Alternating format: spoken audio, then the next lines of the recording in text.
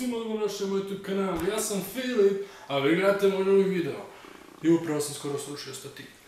Uglavnom, u ovom tu videu, za početak ćemo pustiti intro.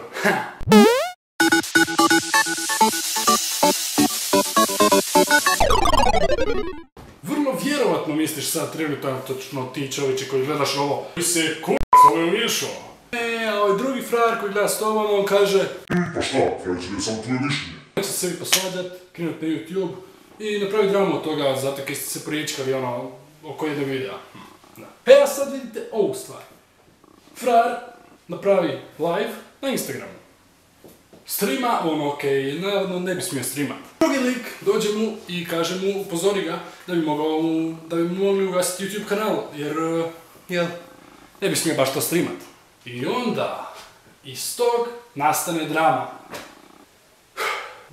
Uglavnom, kako današnje drame funkcioniraju na YouTube-u? Kako današnje drame funkcioniraju na YouTube-u? Pa, frajer, znaš, on tebi dođe...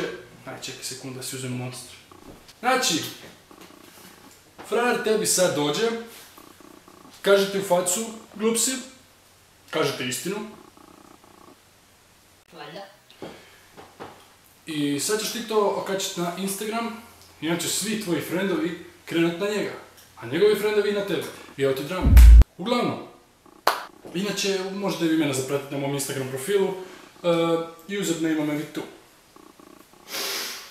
By the way, da, ako neko hoće dramu da napravi sa mnom, da dobijemo preglede, možda čak i da zaradimo, ali vrlo malo.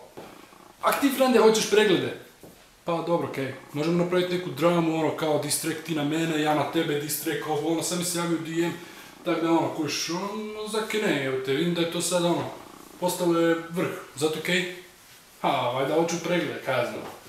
Frajer od 1000 subscribera, odnosno ja, sam se umiješao u nekaj u kaj se ne bi trebao umiješati. Zakaj? Zato kaj nemam tema za video. Na neki način. I sad, mislim ja nisam ničije ime spominjao logično. Ako se ja trenutno sad otiću koja me Hadžić i otići ću iz kadra u slow motionu. Upravo ovako. Sad ću se vratiti. Uglavnom, čiji bi ja ime trebao spominjati, da boli me briga ako još neke frajer misli o meni. Frajeru imam 1000 subscribera, what the fuck, okej. Ali aj ti stavi 1000 ljudi na jednu livadu. Ne planiram pravi drame ili diss trackove na nikog. Ni sa 100.000 subscribera, ni sa 1.000.000 subscribera, ni sa 5 milijuna subscribera, nikad. Dobro, okej, možda sad. Javite mi se u DM na Instagram, ako neko hoće dramu, diss track na mene napravi, pa ću ja na tebe napraviti diss track i tak ćemo dobiti prirodne valjde na pojma, okej.